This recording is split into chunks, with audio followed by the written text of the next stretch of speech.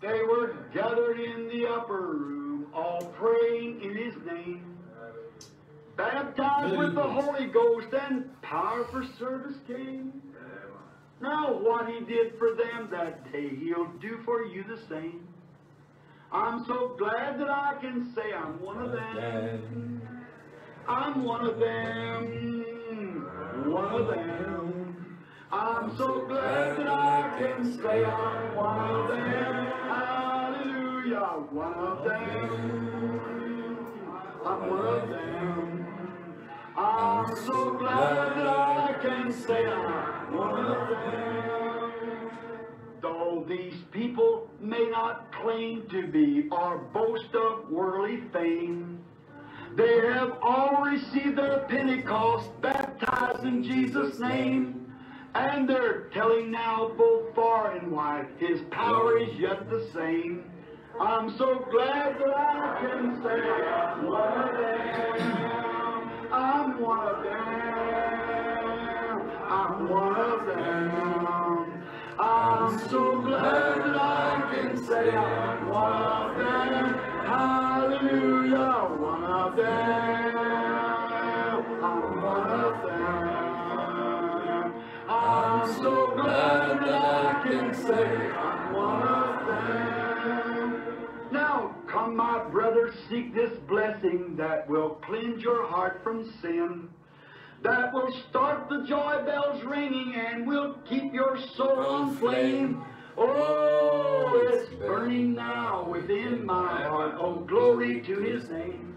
I'm so glad that I can say I'm one of them. Let's say it. Oh, one of them. One of them. I'm so glad that I can say I'm one of them.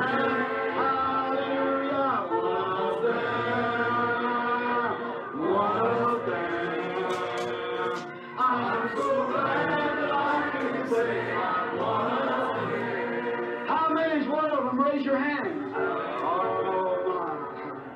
Oh, how glad I am I'm one of them. Oh, one of them. One of them. I'm so glad that I can say I'm one of them.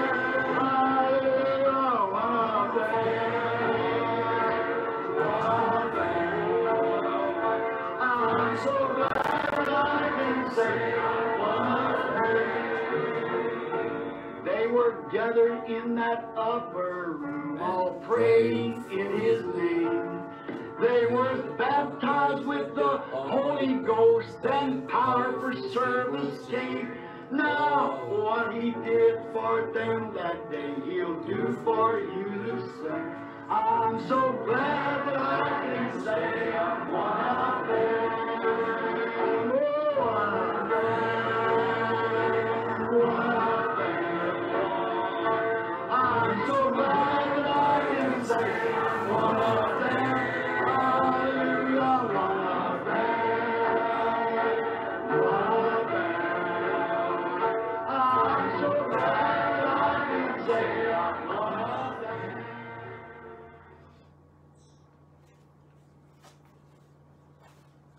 I find many people who can't understand why I am so happy and free. I've been filled with the Spirit, there isn't a doubt, and that's what's the matter with me. Oh, that's what's the matter with me. Oh, that's what's the matter with me. I'm filled with the Spirit, there isn't a doubt, and that's what's the matter with me. Let's all sing it, and we find many people who can't understand why we are so happy and free. We're filled with the Spirit, there isn't a doubt, and that's what's the matter with me. Oh, that's what's the matter with me.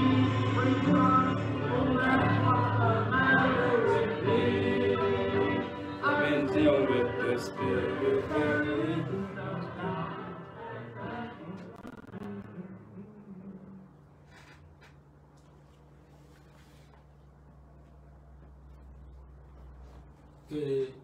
Dieu vous bénisse richement, frères et sœurs. Ce matin, nous sommes encore rassemblés ici en ligne pour la parole du Seigneur. Je vous transmets mes salutations au nom de notre Seigneur Jésus-Christ. Nous allons prendre donc nos Bibles dans le livre d'Apocalypse au chapitre 2 et nous allons lire le verset 8. Apocalypse chapitre 2 et le verset 8. Écrit à l'ange de l'église de Smyrne. Voici ce que dit le premier et le dernier, celui qui était mort et qui est revenu à la vie. Nous allons lire aussi dans le livre de Malachie chapitre 3. Malachie chapitre 3, à partir du verset 8.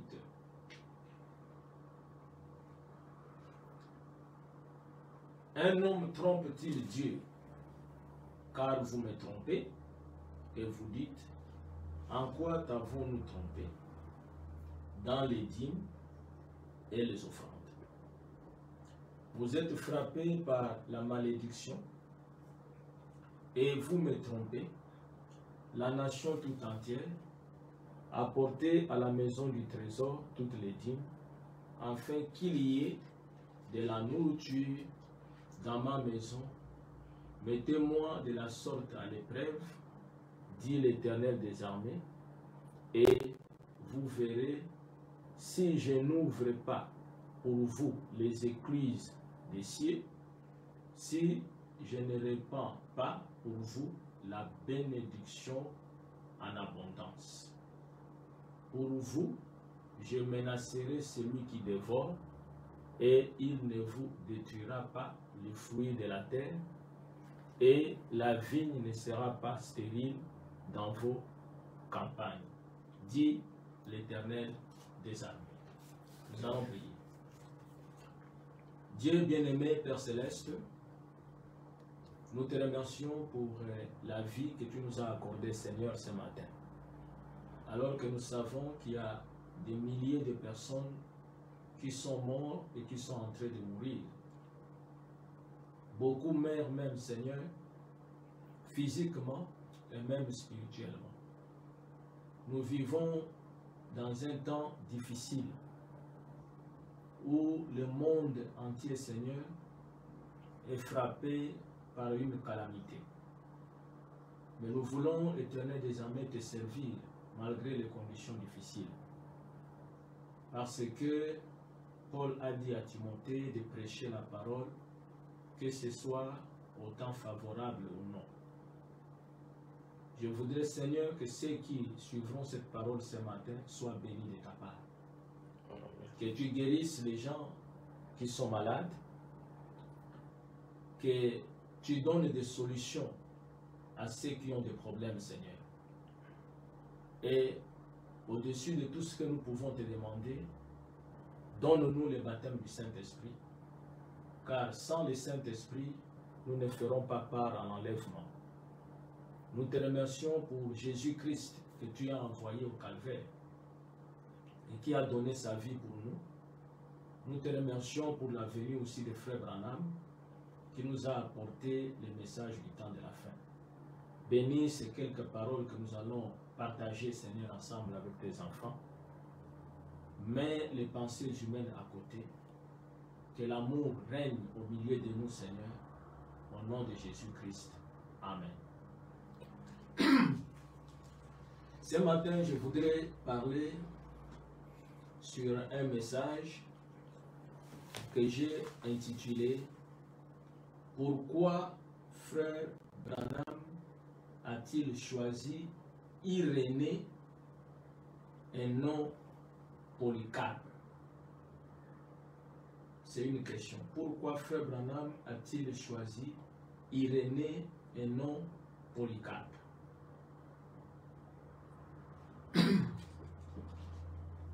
J'ai lu aussi dans Malachie chapitre 3 où Dieu parle et il pose la question: un homme trompe-t-il Dieu? Car vous me trompez et vous dites: en quoi t'avons-nous trompé? Dans les dîmes et les offrandes. Frère Branham dit que la dîme, c'est le premier devoir d'un chrétien. Et il dit: le paiement de la dîme est lié à une promesse de la bénédiction. Et le Seigneur dit là-bas: j'ouvrirai les écluses des cieux et je répandrai sur vous la bénédiction en abondance. Et plusieurs fois, les enfants de Dieu négligent la bénédiction en abondance. Beaucoup de choses qui nous arrivent dans la vie, c'est parce que cette écriture de Malachie 3 est négligée par l'homme et même par les enfants de Dieu. Vous verrez qu'il y a beaucoup de polémiques au sujet du paiement de la dîme, des offrandes. C'est parce que l'homme n'aime pas donner. Et les caractéristiques des hommes du temps de la fin, quand l'apôtre Paul a prêché l'évangile, il a dit que dans les derniers jours, les hommes seront égoïstes et amis de l'argent. Et nous voyons cette attitude aussi dans l'église du Dieu vivant. Hier, j'ai parlé avec un frère qui m'avait appelé. C'est pour cela que j'ai voulu rappeler ça. Le frère là m'a appelé pour lui: pasteur, ça fait 5 ans que je suis chrétien, mais je n'ai jamais payé la dîme. Là, il y a quelque chose qui m'a interpellé. Je voudrais commencer à payer ma dîme. C'est pour ça que je vous ai appelé pour vous dire qu'est-ce que je dois faire à ce sujet-là. Et vous savez, Frère Branham m'a dit, et même c'est dans la Bible, que si quelqu'un n'a pas payé sa dîme pendant 1 an, 2 ans, il doit la payer, et il doit payer cela en ajoutant 20%, qui est comme une pénalité par le fait que il a volé Dieu, il a trompé Dieu. Toute la Bible est la parole de Dieu. Malachie 3 aussi, c'est la parole de Dieu. Et beaucoup de gens, quand ils entendent des prédicateurs prêcher sur la dîme et sur les offrandes, ils disent: ah voilà, le pasteur, il aime seulement l'argent. Mais un véritable homme de Dieu doit parler de ces choses. Et lorsque vous payez la dîme, vous ne les payez pas par imposition. Mais nous avons le devoir de rappeler cela aux enfants de Dieu. Nous avons le devoir de prêcher cela. Le prophète dit que même quand mon père était malade, j'ai prélevé premièrement ma dîme pour amener dans la maison de Dieu. Et il dit: et vous devrez voir ce qui est arrivé après. Et il dit: je vous mets au défi de me montrer un homme qui payerait sa dîme et que Dieu ne bénirait pas. Il dit: montrez-le-moi, sinon vous me traiterez d'un hypocrite. Alors j'ai voulu rappeler cela aux enfants de Dieu. C'est le devoir des chrétiens de le faire. Et si vous ne le faites pas, c'est vous qui manquez de bénédiction en abondance. Et il dit, lorsque vous manquez la bénédiction en abondance, par contre, il dit, vous êtes frappés de la malédiction. Et nous qui sommes ministres de l'Évangile, si nous ne prêchons pas ces choses, nous répondrons devant Dieu. Parce que quelqu'un dira, je n'ai jamais entendu parler de cela, je ne savais pas qu'est-ce qu'il fallait faire, payer la dîme ou ne pas payer la dîme. Cela a été juste un rappel. Je l'ai fait par rapport à l'appel que j'ai reçu de ces frères-là. Alors je dis, je vais rappeler aux enfants de Dieu que c'est leur devoir de le faire. Et c'est pour que vous puissiez recevoir aussi la bénédiction telle que Dieu l'a promis. Mais ce matin, je voudrais parler et je voudrais répondre à cette question ici.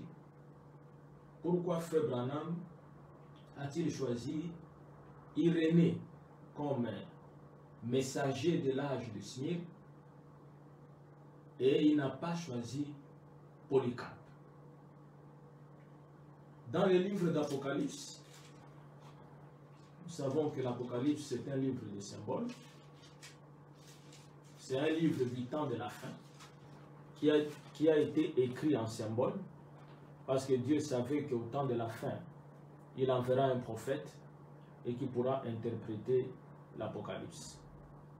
Et dans Apocalypse chapitre 1, au verset 17, il est dit: quand je les vis, j'ai tombé à ses pieds comme mort.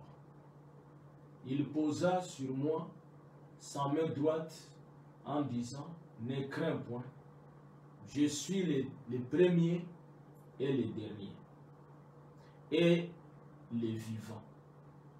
J'étais mort, et voici, je suis vivant au siècle des siècles. Je tiens les clés de la mort et du séjour de mort. Écris donc les choses que tu as vues, et celles qui sont, et celles qui doivent arriver après elles.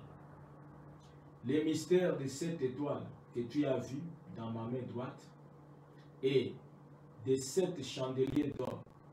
Les 7 étoiles sont les anges de cette église, et les 7 chandeliers sont cette église. Et Frère Branham dit que celui qui parle ici n'est pas un homme. Il dit pourquoi ce n'est pas un homme? Parce qu'il dit: je suis le premier et le dernier et le vivant. J'étais mort et voici, je suis vivant au siècle des siècles. Alors, le prophète dit que ce n'est pas un homme qui parle. Il dit: si c'est l'homme qui parlait, il devrait dire que j'étais vivant et je suis mort. Mais il dit ici: j'étais mort et voici, je suis vivant. Mais un homme dirait: j'étais vivant et maintenant je suis mort. Mais lui dit qu'il était mort, il est vivant. Et un homme dit: ce n'est pas l'homme qui parlait, c'était Dieu lui-même. Et c'était qui? C'était le Seigneur Jésus-Christ. Parce que il était mort au calvaire et après la mort, il est ressuscité et il est vivant. Et il dit à Jean que les mystères que tu as vus, écris-les. Les 7 étoiles que tu as vues sont les anges de cette église et les 7 chandeliers sont les 7 églises. Et nous savons que les 7 étoiles représentent les 7 messagers des 7 âges de l'église. Donc dans chaque âge de l'église, Dieu envoyait un messager. Et le premier âge de l'église, le messager était l'apôtre Paul. Et le deuxième âge de l'église, qui est l'âge de Smyrne, le messager est Irénée.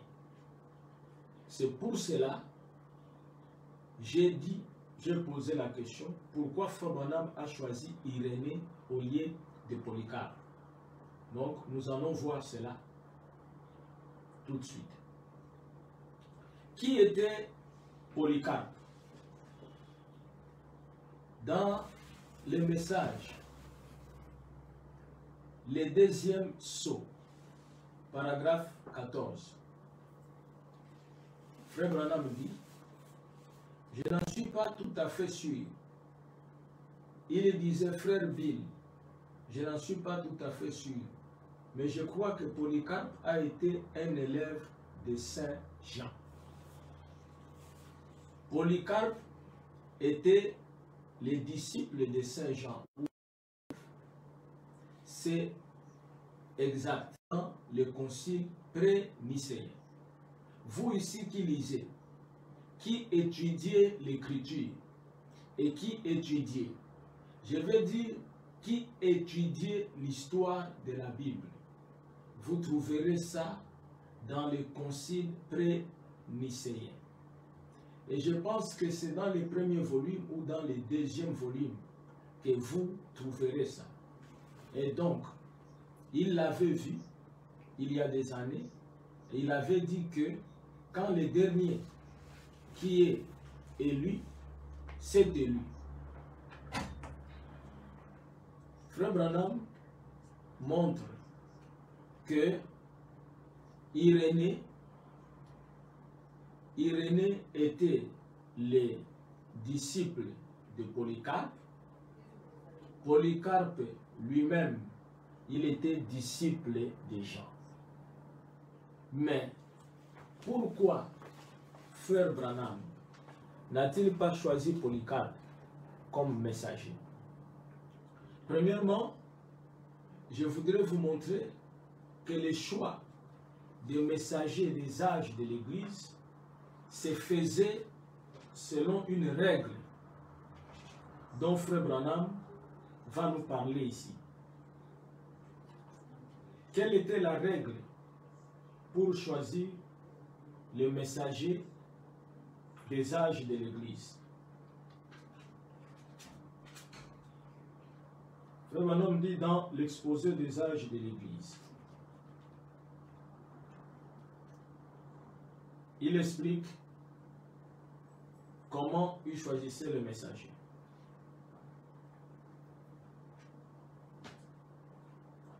Il dit, exposé des âges de l'Église, page 71. Paul a fondé l'Église d'Éphèse vers le milieu du 1er siècle.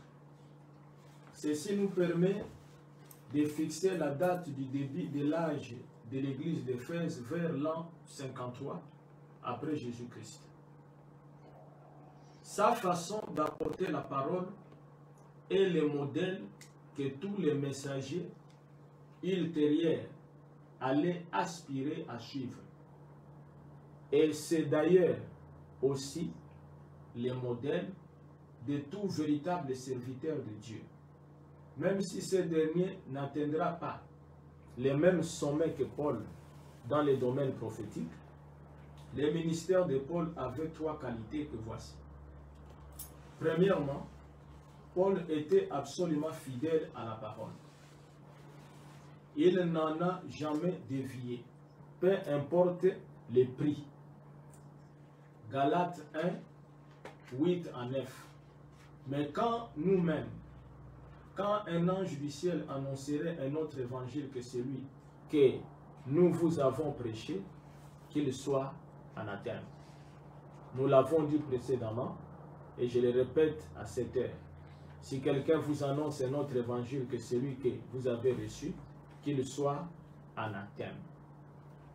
Nous voyons les qualités pour le ministère de Paul.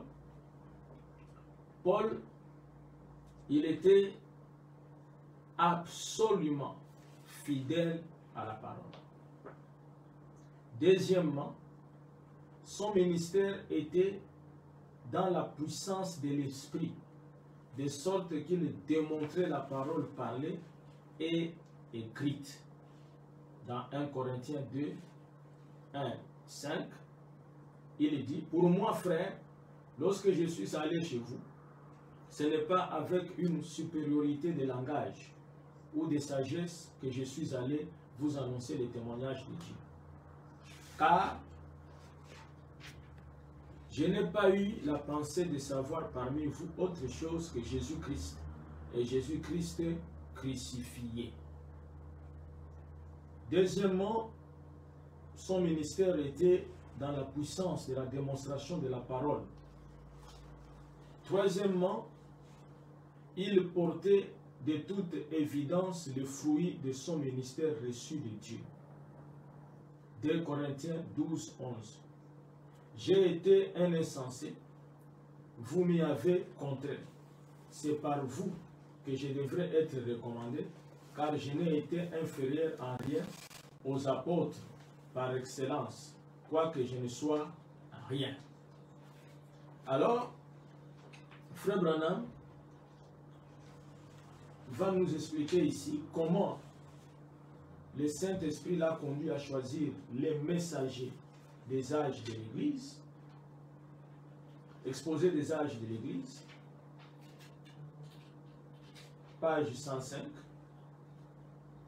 pour vous rafraîchir la mémoire. J'aimerais signaler de nouveau comment nous arrivons à trouver le nom des messagers de différents âges.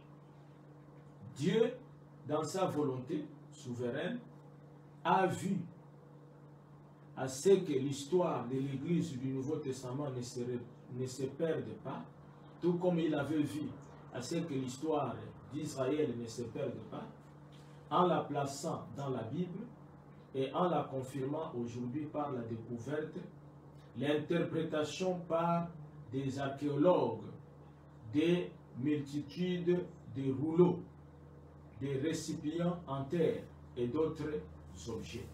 En fait, nous avons un commentaire suivi de l'histoire biblique, de la première page du livre jusqu'à maintenant. Ainsi, en étudiant l'histoire, nous pouvons trouver quel homme ou quels hommes dans les différents âges ont été les plus près du modèle originel de Dieu, qui est l'apôtre Paul. Il faut donc examiner ce que Dieu a utilisé pour ramener son peuple à la parole de vérité. Ensuite, parmi ceux-là, il y en a un dans chaque âge qui doit apparaître clairement comme étant les plus proches quant au modèle de la parole et à la puissance. C'est lui, les messagers. Les âges aussi, nous les trouvons en étudiant l'histoire. Donc la règle pour que Frère Branham trouve qui étaient les messagers de l'âge de l'Église, c'était de trouver parmi les hommes qui apportaient la parole dans cet âge, l'homme qui apportait la parole comme Paul, ou qui s'est rapproché beaucoup plus du ministère de Paul. C'est cet homme-là que Frère Branham choisissait comme étant le messager. Et dans l'âge de Smyrne, Frère Branham a choisi Irénée au lieu de Polycarpe. C'est pour ça que je voudrais expliquer à l'Église pour quelle raison il a choisi Irénée, alors que Irénée était le disciple de Polycarpe. Et Polycarpe lui-même était disciple de Jean. Et lorsque nous regardons les ministères de Polycarpe, c'était un ministère plus puissant que le ministère d'Irénée. Parce que Irénée était son disciple. Alors, Polycarpe même, c'est lui qui a aidé Jean à rassembler tous les livres en grec et tout pour faire la Bible. Parce que Jean a commencé à faire ce travail-là et il a été arrêté. Et je veux lire Frère Branham ici. Et quand Jean a été arrêté, c'est Polycarpe qui a pris la relève pour que nous puissions avoir la Bible aujourd'hui. Le Frère Branham l'a écarté pour qu'il ne soit pas le messager de l'âge de Smyrne, pour une raison dont je veux vous parler. Dans le 5e sceau, paragraphe 132, Frère Branham dit, Paul avait vu cela.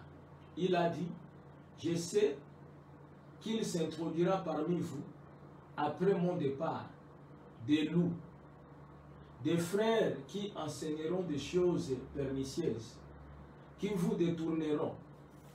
Regardez ces petits apôtres qui se tenaient là, les visages graves, les dos marqués par les fouets, les yeux remplis de larmes.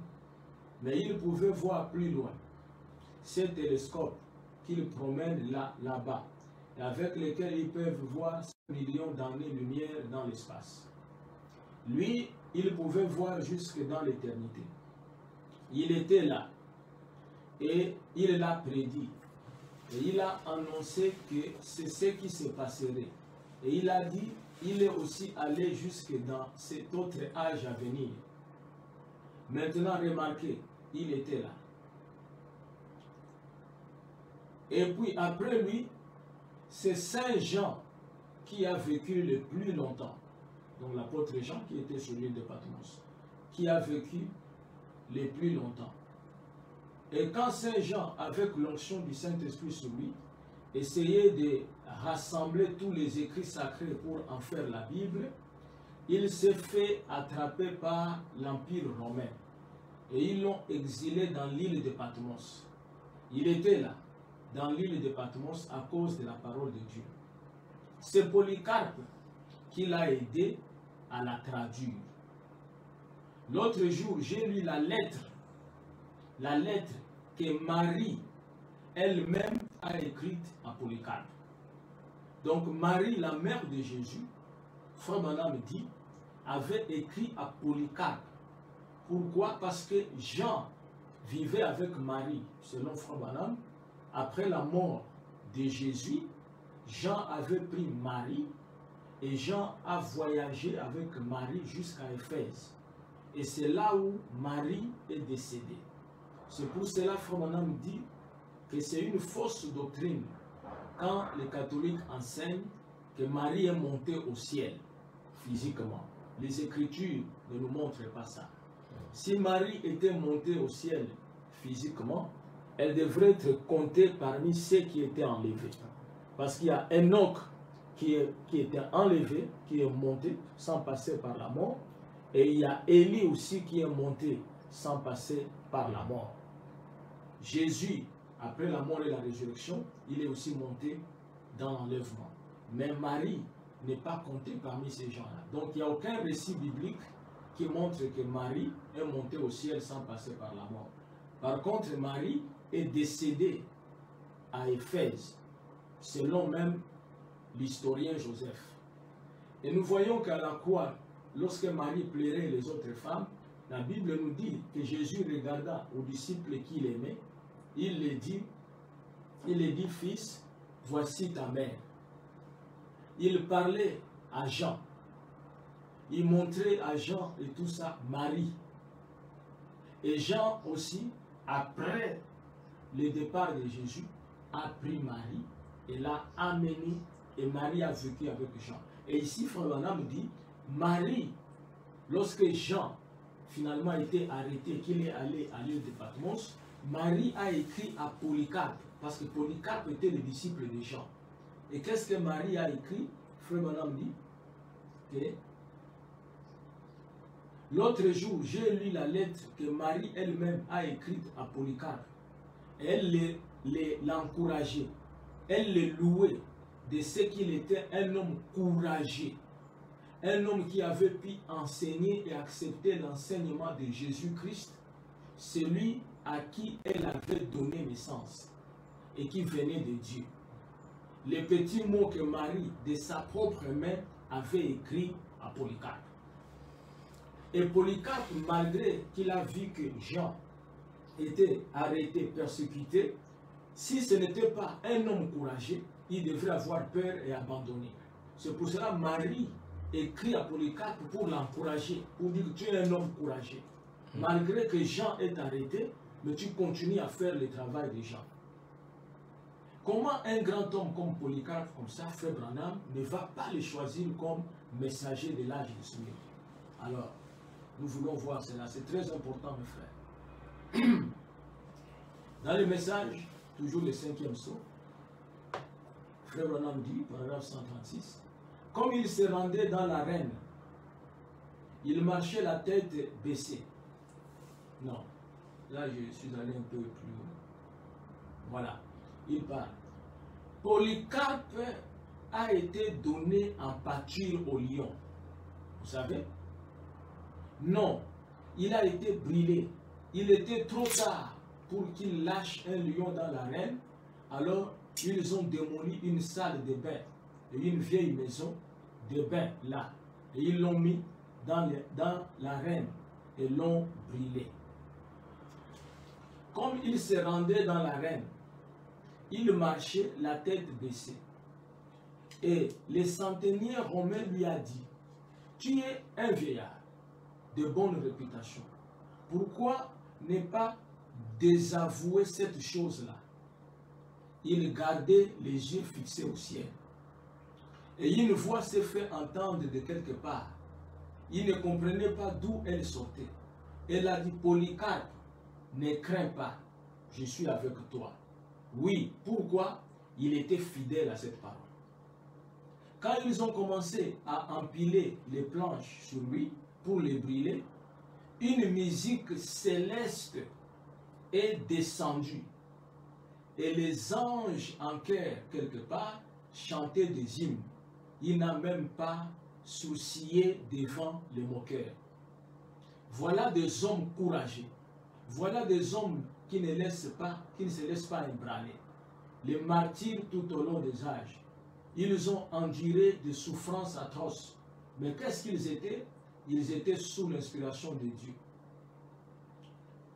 Cet homme, Polycarpe, c'était un grand homme de Dieu. Ce que Polycarpe a fait, il est étonnant de voir que Frère Branham puisse préférer prendre Irénée que Polycarpe. Polycarpe,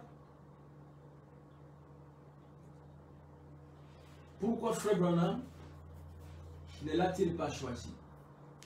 Je vais encore lire une citation dans les chefs-d'œuvre. Polycarpe, qui était un disciple des gens, a continué à porter la parole après Polycarpe. Il y a eu Irénée. Irénée est le grand homme de Dieu qui croyait exactement le même évangile que nous croyons. La parole est juste et l'Église faisait pression pour s'en débarrasser. Finalement, on est venu à Nicée à Rome et c'est là qu'elle est tombée en terre. Après Saint Martin, elle a été assassinée. Saint Martin croyait la même chose que nous croyons. Il a défendu la même chose. Polycarpe a fait beaucoup de miracles. Polycarpe, c'est celui qui a enseigné à Irénée la parole. Donc Irénée était le disciple de Polycarpe. Mais il est étonnant de voir que quand le Saint-Esprit vient afin de pouvoir placer le messager dans les âges, le Saint-Esprit conduit Frère Branham à placer Irénée. Alors que Frère Branham, en regardant pour lui, c'était Polycarpe qui devrait être là. Mais le Saint-Esprit va révéler à Frère Branham que non, je n'ai pas pris Polycarpe pour une raison. C'est cette raison que nous allons voir. Dans le message, voilà. Exposé des âges de l'Église. Suivez-moi attentivement. On le voit. Exposé des âges de l'Église. Page 106. En utilisant la règle que Dieu nous a donnée pour choisir les messagers de chaque âge, nous déclarons sans hésiter que c'est Irénée que le Seigneur a élevé à cette fonction. Il était le disciple de Polycarpe. Ce grand saint et combattant de la foi, et il ne fait aucun doute qu'au pied de ce grand homme, il avait fait l'apprentissage de la grâce chrétienne qui coulait de sa vie consacrée.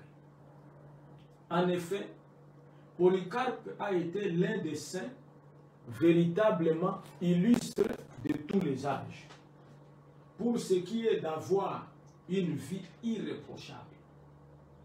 Vous savez certainement, de par vos propres lectures, que Polycarpe est mort en martyr, trop vieux pour s'enfuir et trop sincère pour permettre que quelqu'un d'autre le cache et soit puni pour cela. Il s'est livré lui-même pour être mis à mort. Mais avant d'être mis à mort, il demanda et obtint l'autorisation de prier pendant 2 heures pour ses frères dans le Seigneur, pour les gouverneurs, pour ses ennemis et pour ses bourreaux. Les gens qui devraient le brûler, Polycarpe leur demande une faveur, que je veux prier pendant 2 heures. Et ils l'ont laissé prier. Et il a même prié pour les gens qui devraient le tuer. Il a prié pour les gouverneurs. Il a prié pour les chrétiens. Comme les grands saints et tous les âges désirant une meilleure résurrection, il a tenu ferme, refusant de renier le Seigneur. Et il est mort, la conscience libre. Il fut placé sur le bûcher, sur sa demande. Il n'a pas été lié. Et en allumant les faits s'écarta de son corps, refusant de les toucher. Lui-même, il a dit qu'on ne puisse pas les lier. Il a choisi lui-même de telle manière il allait mourir. Il a dit, mettez-moi sur les bûchers et brûlez-moi. Mais lorsqu'ils sont venus avec les faits s'est écarté et ne pouvait pas toucher le corps de Polycarpe. Les faits s'écarta de son corps, refusant de les toucher. Ensuite, on les transperça avec une épée. À ce moment-là, de l'eau jaillit de son côté et éteignit les flammes. On vit littéralement son esprit les quitter sous la forme d'une colombe blanche, sortie de son sein. Écoutez maintenant ce que Frère Branham dit. Pourtant, malgré ces glorieux témoignages, ces disciples de l'apôtre Jean ne militaient pas contre le système nicolaïte, car lui-même penchait vers l'organisation, sans se rendre compte que son désir d'avoir de la communion et ce qui semblait être un bon plan pour favoriser l'œuvre de Dieu était en réalité un piège de l'ennemi. Je ne sais pas si l'Église comprend. J'espère que vous allez comprendre, frère. C'est très important. Dieu a voulu apporter ce message pour que ça puisse aider les enfants de Dieu à comprendre. Un grand homme comme Polycarpe. Polycarpe est un homme de Dieu confirmé. Il n'y a aucune erreur. Le ministère de Polycarpe était plus grand que le ministère d'Irénée. Parce que Irénée a appris au pied de Polycarpe. Mais Frère Branham dit que Polycarpe avait tendance à organiser l'Église. Et je vais lire, Frère Branham dit que Polycarpe avait une mauvaise compréhension de l'évêque. Il pensait que l'évêque, c'est l'homme que Dieu a placé pour dominer sur les autres églises. Et cette pensée-là qu'il avait, le Saint-Esprit a dit qu'il ne peut pas être le messager de l'Église. Parce qu'il veut organiser l'Église. Et il dit qu'il ne savait pas que c'était un piège. Personne ici, Irénée, ne pouvait pas se lever pour dire que Polycarpe n'est pas un homme de Dieu. Polycarpe était un homme de Dieu, confirmé. Polycarpe était le maître de l'enseignement d'Irénée. Mais Polycarpe est surpris de voir que le Saint-Esprit élève Irénée qui était son élève pour être le porte-parole de l'âge de Smyrne.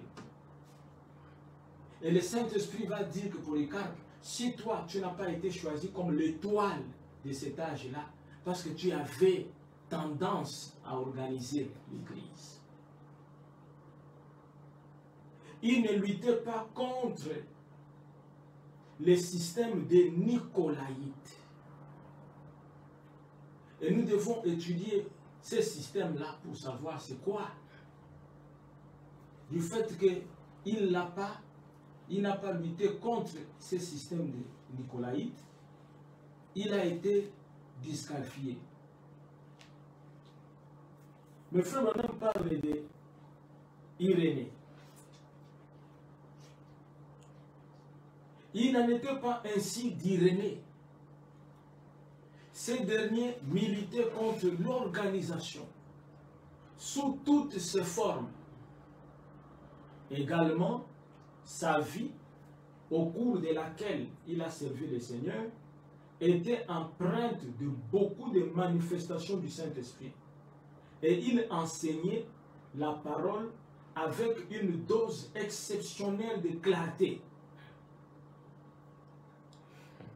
et de conformité aux préceptes originels de celle-ci.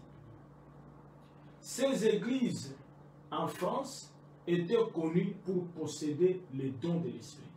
En effet, les saints parlaient en langue, prophétisaient, ressuscitaient les morts et guérissaient les malades par la prière de la foi.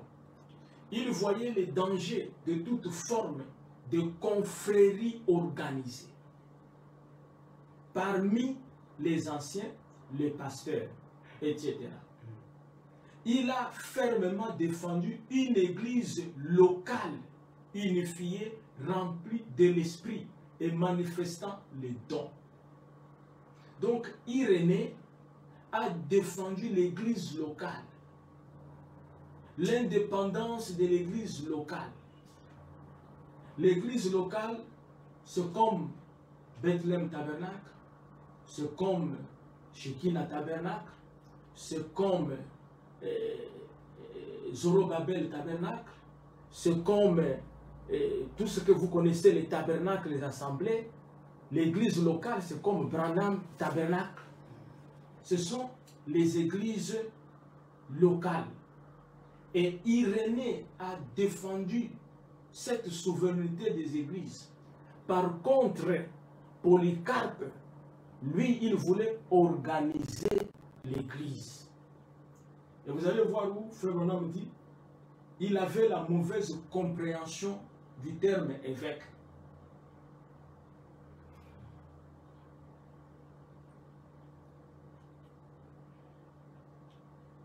Je continue ici.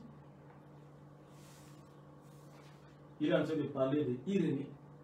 Et il dit, il a fermement défendu une église locale unifiée, remplie de l'esprit et manifestant les dons. Et Dieu l'a honoré, car la puissance de Dieu s'est manifestée parmi les saints. Il avait également une compréhension claire de la divinité.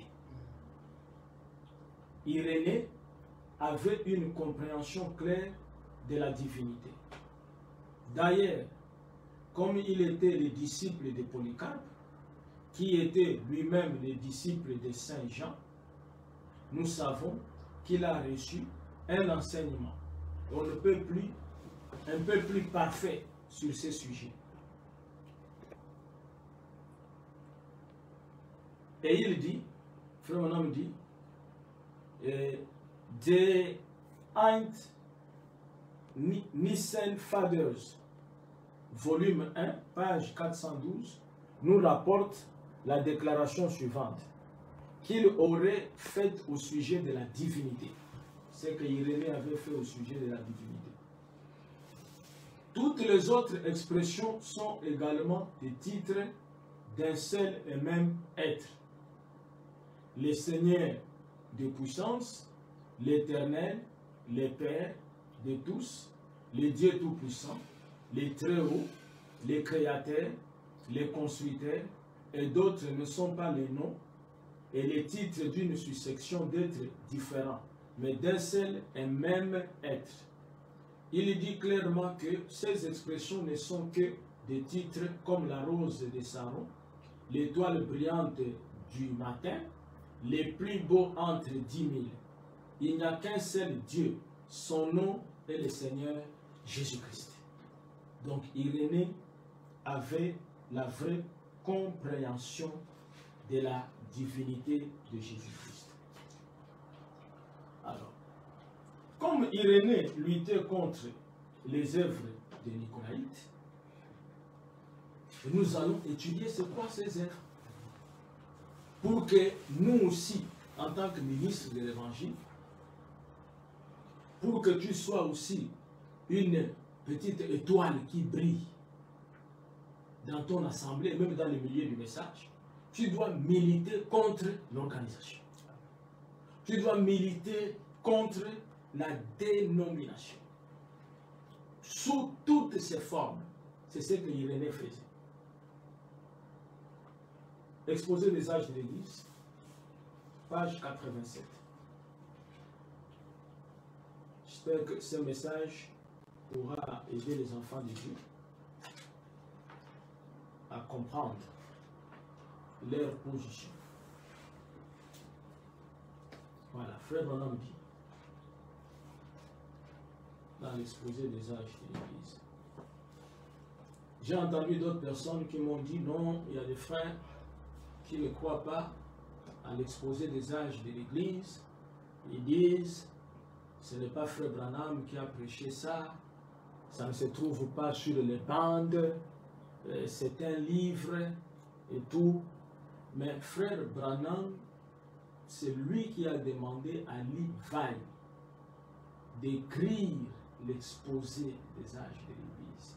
Lui-même, il dit dans plusieurs messages qu'il y a un livre, il appelle ça mon livre, qui va sortir sur les âges de l'Église. Et Frère Branham a lu ce livre ici et il a donné son approbation. Il a fait des amendements. Il a corrigé, là il fallait corriger par le Saint-Esprit, et il a demandé que ça soit imprimé et publié. C'est pour cela que nous croyons que ça, c'est le message de Frère Branham. Et c'est un livre riche. Exposé des âges de l'Église. Dans Apocalypse chapitre 2, je vais lire Apocalypse chapitre 2, verset 6, dans la Bible. C'est Dieu qui parle. Ça, c'est à l'âge d'Éphèse. C'est un message qu'il donne à l'âge d'Éphèse. Verset 6. Tu as pourtant ceci, c'est que tu es les œuvres de Nicolaïtes, œuvres que je hais aussi. Dieu encourage l'Église. Il dit, comme tu es les œuvres de Nicolaïsme, moi aussi, je les hais. Dieu dit que tu n'aimes pas les œuvres de Nicolaïsme. Moi aussi, je n'aime pas cela. Donc Dieu est content de l'Église. Et c'est quoi ça, les œuvres de Nicolaïsme? Frère Branham dit. Quels sont ces Nicolaïtes? Ce mot vient de deux mots grecs.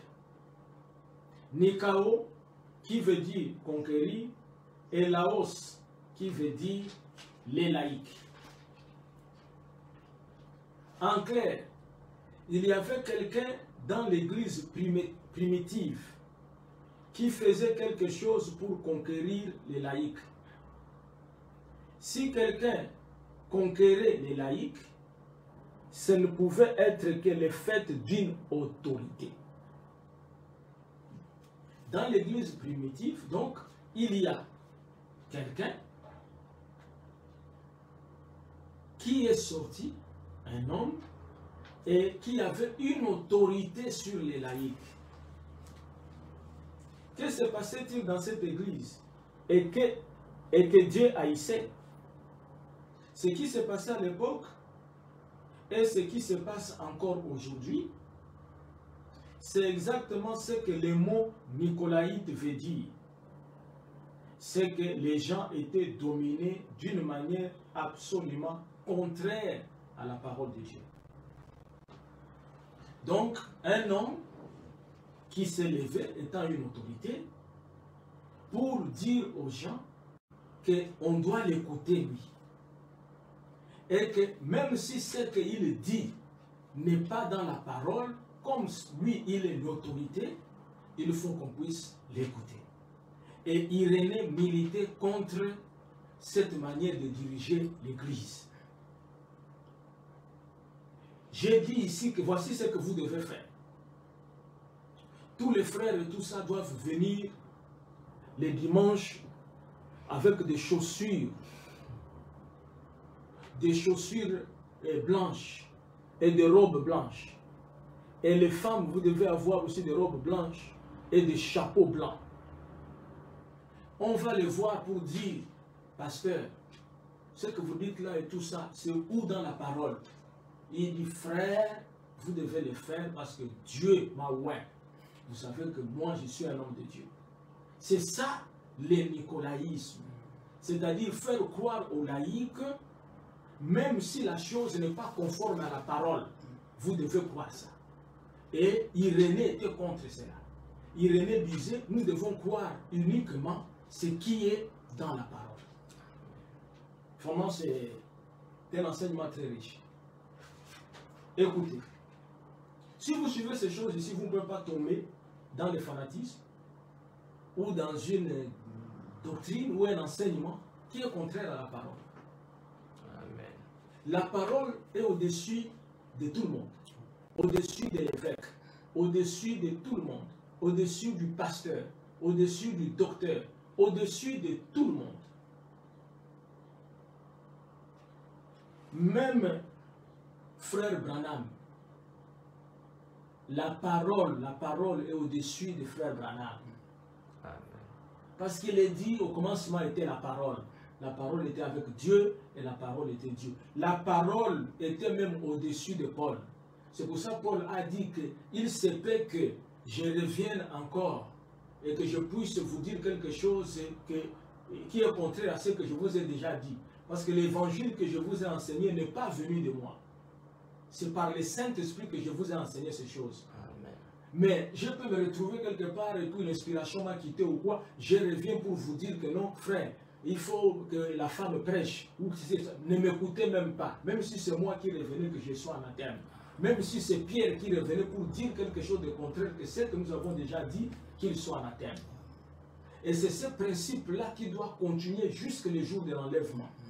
Peu importe quelqu'un qui se lève au milieu de nous dans les messages, un pasteur, un docteur et tout, s'il nous dit quelque chose, mes frères, nous devons aller voir ce que Frère Branham a dit.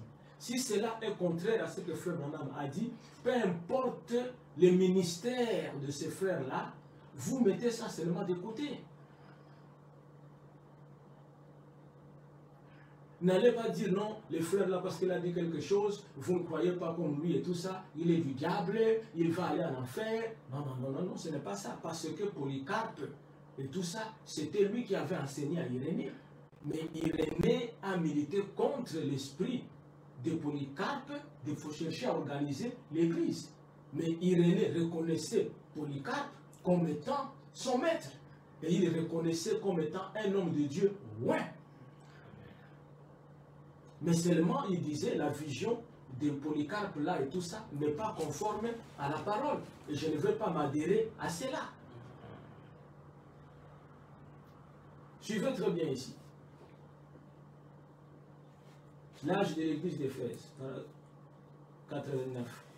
Voyez comment la chose a commencé dans l'église primitive. On appelait cela des œuvres. Ensuite, c'est devenu une doctrine. C'est devenu la norme. Cela a pris les chemins de l'intransigeance. Cela a fini par prendre le contrôle et Dieu était mis de côté. Oh, cela a commencé si petit, de façon si tranquille, si inoffensive. Cela avait l'air si bon. Cela semblait tellement plein de bon sens. Alors, cela s'est installé et comme un python, cela a étouffé l'Église et a tué tout ce qu'elle avait de spirituel. Oh, cette fausse vigne, elle est comme un ange de lumière, jusqu'à ce qu'elle se soit emparée de vous. Donc quand cette doctrine arrive, tu as l'impression que c'est une grande lumière. Frère dit que c'est comme l'ange de lumière. Mais après cela va s'emparer de vous. Je tiens pourtant à dire que je crois qu'il faut être conduit. Écoutez bien. Je tiens pourtant à dire que je crois qu'il faut être conduit. Seulement, je ne crois pas qu'il faut être conduit par les hommes. Je crois qu'il faut être conduit par le Saint-Esprit à travers la parole. Vous allez voir comment le prophète est conduit. Tu vas dire, oh non, bien, mes frères, on a dit, je ne veux pas être conduit par les hommes et tout ça, frère, c'est le Saint-Esprit. Un homme ne peut pas me conduire. Ça, nous allons voir, il va expliquer aussi. Je crois qu'il faut être conduit par le Saint-Esprit à travers les paroles. La parole. Je crois aussi que Dieu a placé des hommes dans l'Église. Des hommes qui sont doués par l'Esprit. Ce sont eux qui garderont l'Église en ordre. Amen. Oui, des hommes qui garderont l'Église en ordre. Je crois cela. Je crois aussi que l'Église est gouvernée par des hommes que Dieu envoie pour remplir cette fonction. Mais il s'agit de gouverner par la parole. Ces hommes-là gouvernent l'Église par la parole. De sorte qu'en fait, ce ne sont pas les hommes qui gouvernent, mais c'est l'Esprit de Dieu. Car la parole et l'Esprit sont un. Hébreux 13, 7. Souvenez-vous de vos conducteurs qui vous ont annoncé la parole de Dieu.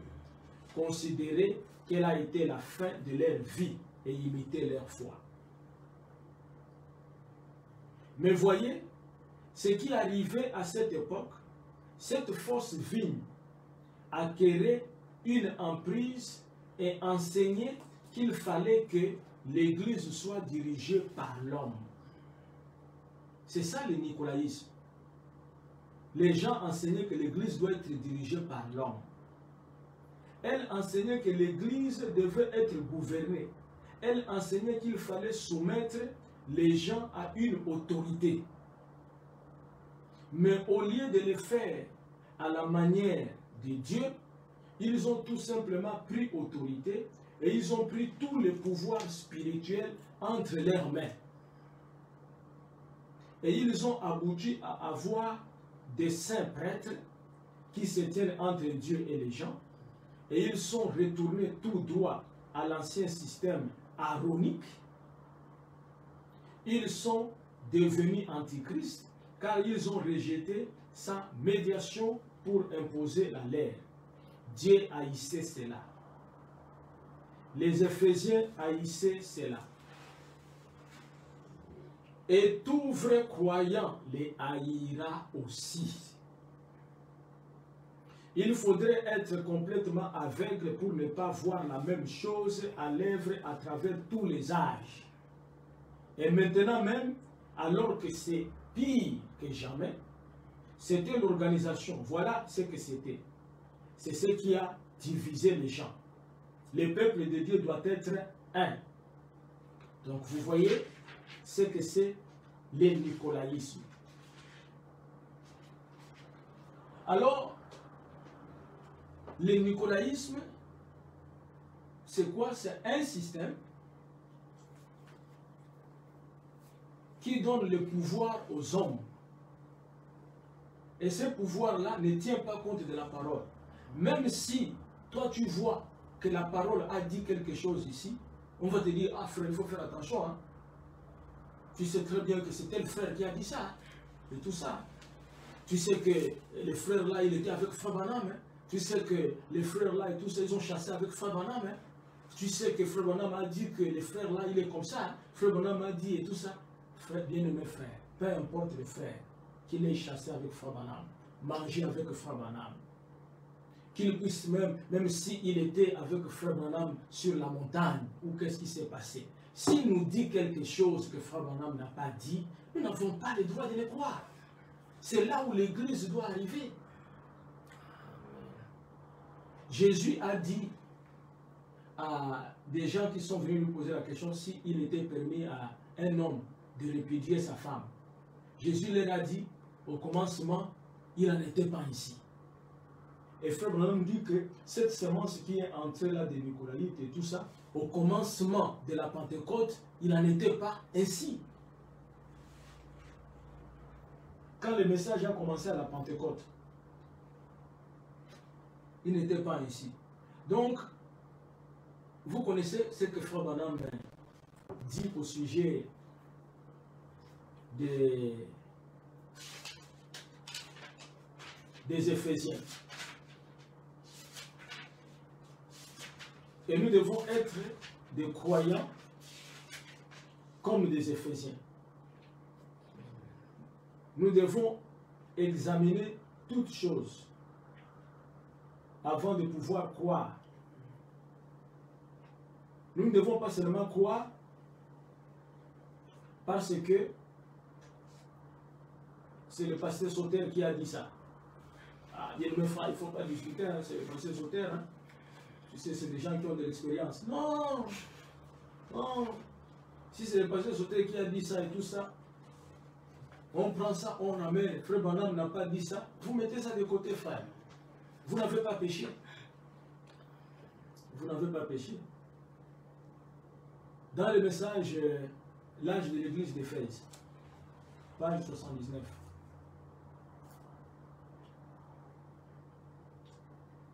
Frère Branham dit, tu ne peux pas supporter les méchants et tu as éprouvé ceux qui te disent apôtres et qui ne le sont pas, et tu les as trouvés menteurs. Ces Éphésiens croyaient que le peuple de Dieu doit être saint. D'après ces versets, ils avaient pris des mesures pour éloigner du corps les levains du péché. De toute évidence, l'apostasie avait déjà commencé. Les péchés s'étaient introduits dans l'Église. Mais ils ont obéi aux paroles de Paul, qui leur avait dit d'ôter les méchants du milieu d'eux. Et ils étaient un peuple à part. Ils étaient sortis du monde, et à présent, ils n'allaient pas laisser le monde s'introduire parmi eux. Ils n'allaient pas tolérer le péché dans l'Église. Chez eux, la sainteté n'était pas un mot vain ou un simple discours. Elle était un mode de vie. Tu as éprouvé ceux qui se disent apôtres et qui ne le sont pas, et que tu les as trouvés menteurs. Quelle affirmation directe! Tu as éprouvé ceux qui se disent apôtres, n'est-ce pas présomptueux? Quel droit ces gens ont-ils d'éprouver ceux qui se disent apôtres? Les Éphésiens, et il y a des apôtres qui sont venus pour prêcher, ils étaient des laïcs, mais ils ont examiné ce que les apôtres disaient. On dit, mais comment ces gens ici étant des laïcs, quel courage ils ont eu pour examiner ce que l'apôtre disait? Et ils ont dit, et comment les éprouvent-ils? J'aime cela.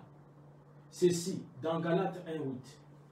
Mais quand nous-mêmes, quand un ange du ciel annoncerait un autre évangile, que celui que nous vous avons déjà prêché, qu'il soit anathème. Ce sont les apôtres qui avaient apporté la parole originelle aux gens. Cette parole originelle ne pouvait pas changer, pas même d'un seul point ou d'un seul tiret. Paul savait que c'est que Dieu qui lui avait parlé, c'est pourquoi il disait, même si je venais essayer d'apporter une deuxième révélation, essayer de faire une seule petite modification à celle que j'avais apportée à l'origine, que je sois anathème. Ça c'est Paul lui-même. Tout ce que Frère Branham nous a enseigné ne peut pas être modifié. Personne ne peut faire une modification de cela. Vous voyez, Paul savait que la première révélation était juste. Dieu ne peut pas donner une première révélation, puis ensuite une deuxième révélation. S'il le faisait, il changerait d'avis. Il peut donner une révélation, puis ensuite y ajouter. Comme il l'a fait dans les jardins d'Éden, quand il a promis la semence à la femme. Et qu'ensuite, il a précisé que cette semence devait venir à travers Abraham. Puis ensuite, qu'elle devait venir par cette même lignée à travers David. Donc, ces Éphésiens connaissaient la parole telle que Paul l'avait enseignée. Je voudrais dire aux enfants de Dieu qui m'écouteront en ligne, vous devez connaître ce que Frère Branham a enseigné. Sinon, on va vous tromper. Sinon, vous allez tomber dans une organisation. Et vous avez le droit, ça je vous l'ai dit comme les Éphésiens, de mettre de côté une parole qui est contraire à ce que Frère Branham a dit. Et il dit, oh, j'aime bien ça. Ils connaissaient la parole telle que Paul l'avait enseignée. Ils étaient remplis du Saint-Esprit par l'imposition des mains de Paul. C'est ce qui nous manque. Beaucoup nous n'avons pas le Saint-Esprit. On a seulement les messages comme ça. Oh, je suis dans les messages et tout ça. Mais le Saint-Esprit est une réalité. Parce que dès que vous avez le Saint-Esprit et tout ça, vous verrez les Écritures claires. Et personne ne peut vous tromper. Frère Branham dit que même lui-même ne peut pas tromper les élus. Il dit que Branham lui-même ne peut pas tromper les élus. Il dit parce que les élus sont la parole.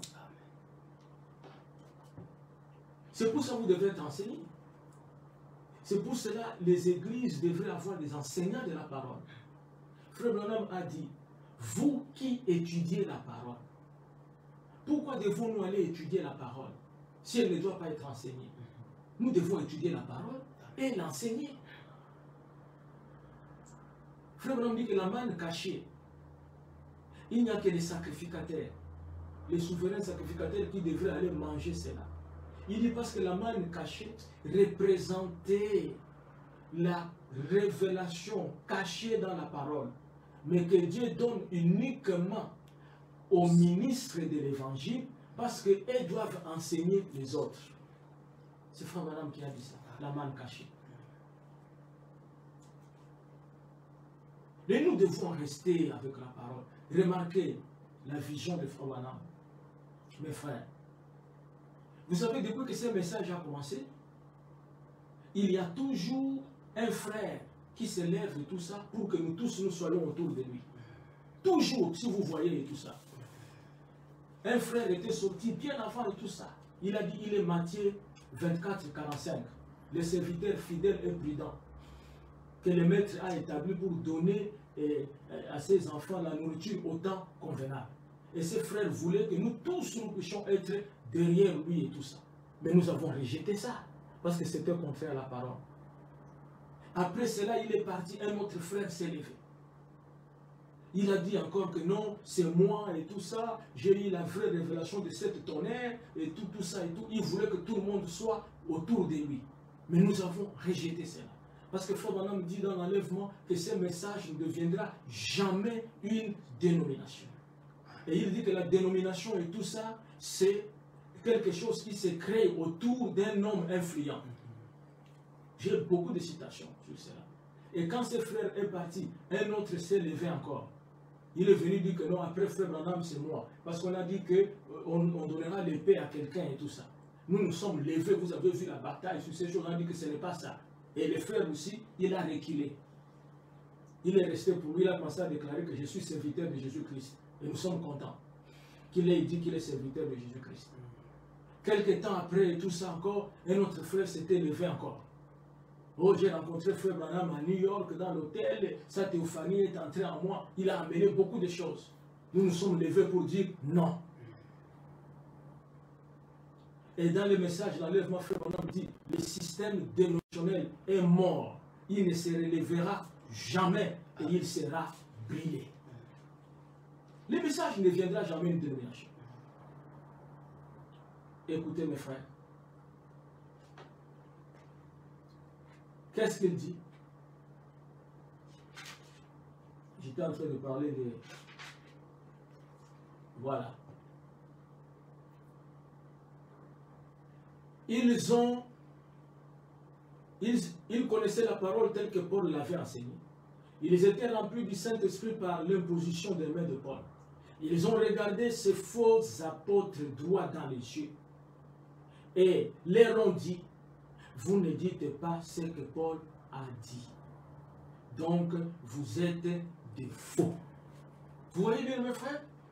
Vous ne dites pas ce que Paul a dit. Qui est Paul dans notre génération? C'est William Branham. Vous voyez? C'est William Branham.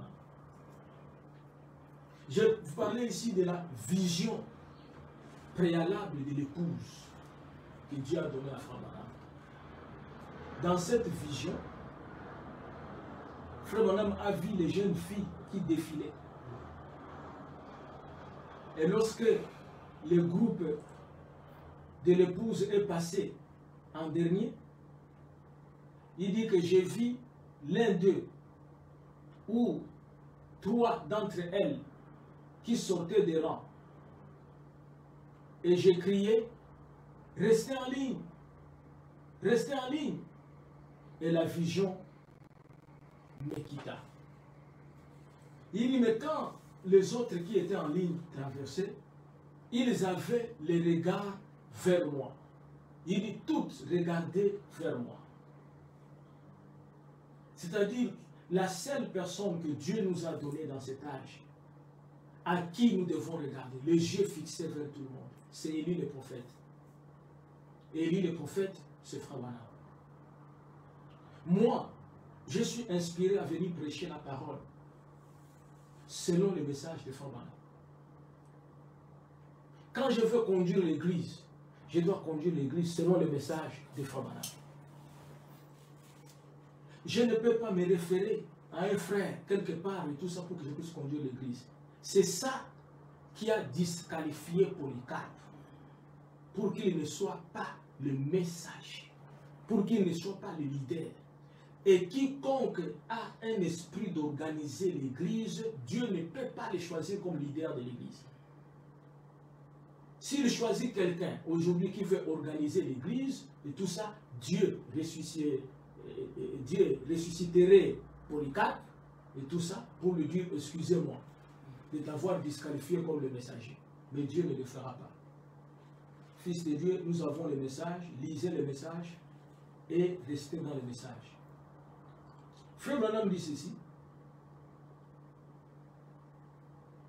que les disciples de Jésus même voulaient commencer une dénomination. Vous savez, je vais vous lire ça dans Marc chapitre 9, verset 38. Marc chapitre 9, verset 38. Il nous reste quelques minutes, peut-être dans 20 minutes, je vais arrêter. Mais c'est important ce que je voulais dire. Marc 9, 38 à 40. Marc 9, verset 38. Jean lui dit, Maître, nous avons vu un homme qui chasse des démons en ton nom. Et nous l'en avons empêché parce qu'il ne nous suit pas. Écoutez bien. Jean vient donner le rapport à Jésus que pendant que nous allons là-bas pour prêcher, on a trouvé aussi un homme qui est en train de prêcher et il chasse les démons. Mais nous l'avons dit et tout ça, qu'il ne puisse pas le faire parce qu'il n'est pas de notre groupe. Écoutez la réponse de Jésus. Ne l'empêchez pas, répondit Jésus, car il n'est personne qui, faisant un miracle en mon nom, puisse aussitôt après parler mal de moi. Écoutez, les disciples, ils regardent cet homme, ils voient dans leur groupe, il n'est pas là. Si c'était Pierre qui chassait les démons, il n'y avait aucun problème parce que Pierre est de notre groupe. Mais cet homme qui chasse les démons et tout ça, mais il n'est pas connecté à nous. Amen. Comment il va chasser les démons là-bas et tout ça? Il doit être de notre groupe. Il faut qu'on en parle aussi. Mais monsieur, à partir de maintenant, là, ne chasse pas les démons. Si tu veux chasser les démons, tu viens entrer d'abord dans notre groupe. Amen. Parce que ceux qui chassent les démons doivent être de notre groupe. Et nous allons en parler au Seigneur. Écoutez ce que Frère Branham dit. Dans les œuvres que j'ai faites, rendent témoignage de moi. Paragraphe 26. Mais un jour, vous allez, rappelez-vous, il y a des jeunes gens assis ici. Écoutez bien. Ils ont creusé. C'est en 51, Frère Branham parle. Il y a des jeunes gens assis ici. Ils ont creusé partout et ont séparé les gens. Un jour, ces barrières dénominationnelles et ces idées que les fanatiques ont là seront ôtées et Dieu unira son église et la ramènera à la maison. C'est aussi certain que n'importe quoi au monde, cela va arriver. C'est une prophétie. Souvenez-vous-en, j'ai dit cela au nom du Seigneur. Eh bien, vous pouvez écrire cela dans un livre. Eh bien, c'était vrai. Je ne savais pas que je disais cela, que j'allais dire cela. Eh bien, c'est vrai. C'est comme ça que Dieu va unir son Église. Soyez-en sûrs. Et tant que vous faites des histoires et que vous discutez les uns avec les autres, vous êtes dans les jardins d'enfants. Dieu va simplement vous garder là jusqu'à ce que vous appreniez assez pour en sortir. C'est tout. Bien, gloire au Seigneur. Très bien, c'est vrai. Sortez-en. Ayez foi. Tenez-vous sur la parole de Dieu. Jésus a dit. Les disciples étaient venus et ils ont dit, nous avons vu un homme qui chasse des démons et nous ne l'avons empêché. Frère Bonhomme dit, là commence encore votre dénomination. Voilà comment la dénomination commence. Parce qu'il n'est pas de notre groupe, bien mes frères. Il ne peut pas parler, il ne peut pas faire ceci, il ne peut pas chasser les démons. Frère Bonhomme dit, c'est là où commence la dénomination. Quand on commence à empêcher d'autres et tout ça. C'est là où commence la dénomination. Il a dit, ne l'empêchez pas. Amen. Soyez un avec lui. C'est tout. Unissez-vous. Il ne veut s'unir et ne l'empêchez pas. Il dit que même s'il ne veut pas s'unir à vous et tout ça et tout, ne l'empêchez pas. Laissez-les et tout ça. Qu'il continue à chasser les démons. Amen. Soyez un avec lui. C'est tout. Unissez-vous. S'il ne veut s'unir, ne l'empêchez pas. Allez de l'avant. C'est ainsi qu'il faut faire. Dans le message, il y a ici plus que Salomon. Prêché le 28 février 57. Remarquez maintenant combien les gens peuvent être mesquins. Ces disciples, comme les autres hommes, 2 ou 3 jours plus tard, ils ont vu un homme qui chassait les démons. Et il faisait le travail. Il faisait du bon travail.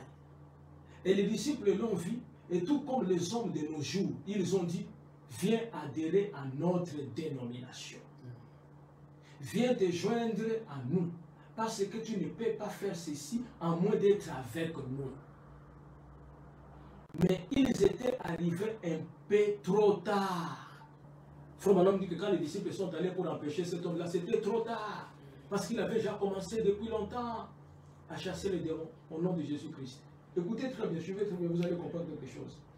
Dieu avait déjà prouvé qu'il faisait la chose. Il avait entendu Jésus dire, écoutez, cet homme-là, c'était aussi l'un des disciples de Jésus. Il avait entendu Jésus dire, quiconque veut qu'il vienne. Ils étaient jaloux parce que cet homme faisait le travail, tandis que eux, ils n'y arrivaient pas. Je vais vous expliquer maintenant. Au milieu de nous, dans le message, il y a aussi des jaloux. Quand il voit que tel frère, il réussit dans son ministère, il fait bien son travail et tout ça, vous allez voir certaines personnes, même certains frères, deviennent jaloux. Amen. Mais quand ils arrivent là-bas et tout ça, c'est trop tard. Lui, il a déjà commencé. Et Dieu a déjà prouvé qu'il a fait le travail. Oh là là, j'aime bien ça. Remarquez ici, dans Marc 9, 38, 40, que nous venons de lire et tout ça. Voilà.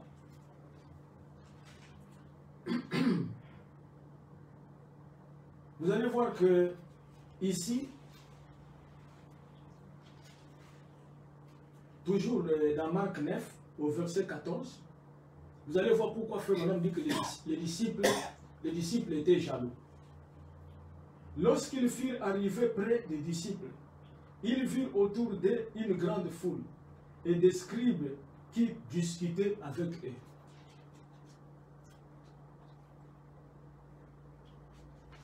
Voilà.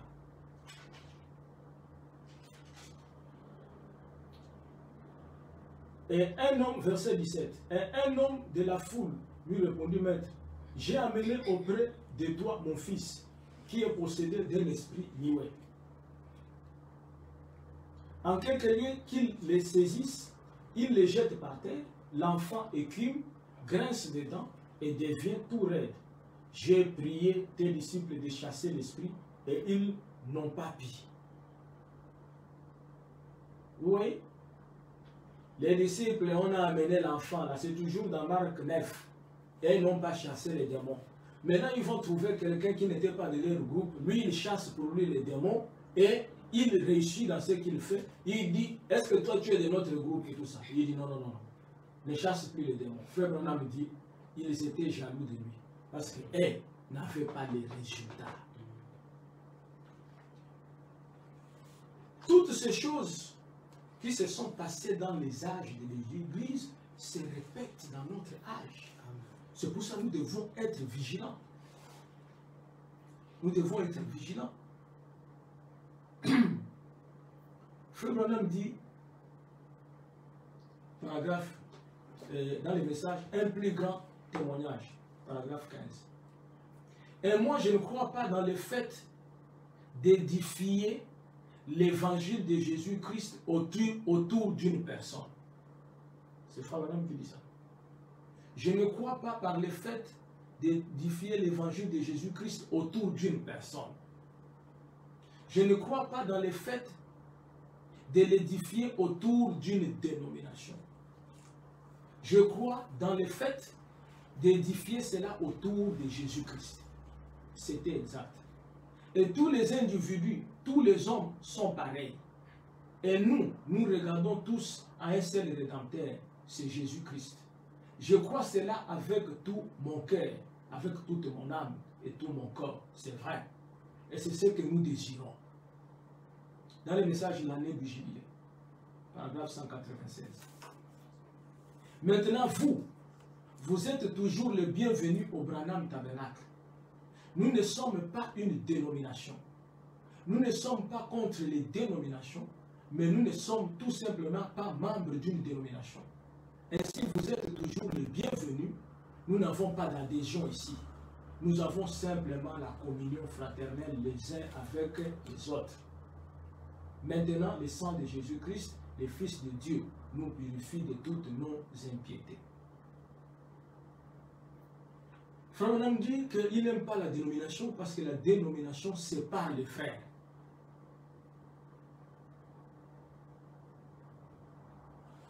Et il dit, Dieu est un Dieu de vanité. Il dit, il a créé les montagnes, il a créé les plaines, il a créé les gros arbres, les petits arbres, il a créé les noirs, il a créé les blancs, les jaunes. Le frère me dit que je glorifie Dieu pour ce qu'il a créé. Et il dit qu'il y a même un vieux du Kentucky qui disait que merci que Dieu a fait que tous les hommes ne voient pas de la même manière. Il dit si tout le monde voyait de la même manière, tout le monde aurait épousé ma femme. Donc, frère, on dit que ce vieux-là remercie Dieu parce que tout le monde ne voit pas de la même manière. Si tout le monde voyait de la même manière, sa femme devrait être prise par tout le monde. C'est pour ça que frère, on dit, lorsque Dieu envoie un messager et tout, pour prêcher, un messager dans un âge, dès qu'il donne son message et que les auxiliaires se d'autres avec la pompe. Mais tout, quand vous regardez tout ça, c'est pour défendre la tarte qui est le message. Ce grand homme, Polycarpe, a manqué d'être élevé au rang de l'étoile de l'âge de Smyrne à cause de l'esprit de l'organisation. C'est pour cela, moi, par exemple, je n'ai jamais accepté que je puisse avoir beaucoup d'églises et tout ça dans le Gabon ou dans le monde qui sont affiliés à mon église. Afin que moi, je sois l'évêque de toutes ces églises et tout. Et je n'aime pas ça parce que j'ai compris que Polycarpe a été disqualifié pour cette pensée-là d'organiser l'église. J'aime que chaque assemblée locale soit souveraine. Dans le message, les rapports du voyage en Inde qu'il a prêché le 26 janvier 57, paragraphe 15. Frère Madame dit, le message c'est les rapports du voyage en Inde, paragraphe 15. Maintenant, bien sûr, étant un baptiste, eh bien, ça, ce n'est pas une critique. Vous voyez? Maintenant, souvenez-vous, la raison pour laquelle je m'attache à l'église baptiste, c'est la souveraineté de l'église locale que je pense être apostolique. William Marion Branham. Il dit que c'est qu'il croit lui être apostolique. Oh, que Dieu bénisse Frère Branham. Merci d'avoir enregistré ce message pour que nous puissions rester en ligne. Frère Branham appelle ça et tout ça la souveraineté de l'église locale. Il dit, je pense être apostolique. Qu'est-ce que la souveraineté de l'église locale? Il dit que dans l'église locale, après le Saint-Esprit, Dieu élève l'ancien que nous appelons le pasteur. Et Frère Branham dit que c'est apostolique, c'est-à-dire que le pasteur là, il est souverain et ne reçoit les ordres d'aucun autre pasteur. C'est ça la Pentecôte. Merci Seigneur pour Frère Branham. Écoutez, je continue. Frère Branham dit, dans le message et le rapport du voyage en Inde, il dit, vous voyez, ce n'est pas en tant que baptiste, nous en avons là. Je n'assiste même pas aux réunions de communion fraternelle. Mais l'église baptiste n'est pas une dénomination. Frère dit que je n'assiste même pas aux réunions et tout ça de communion fraternelle. Mais l'église baptiste n'est pas une dénomination.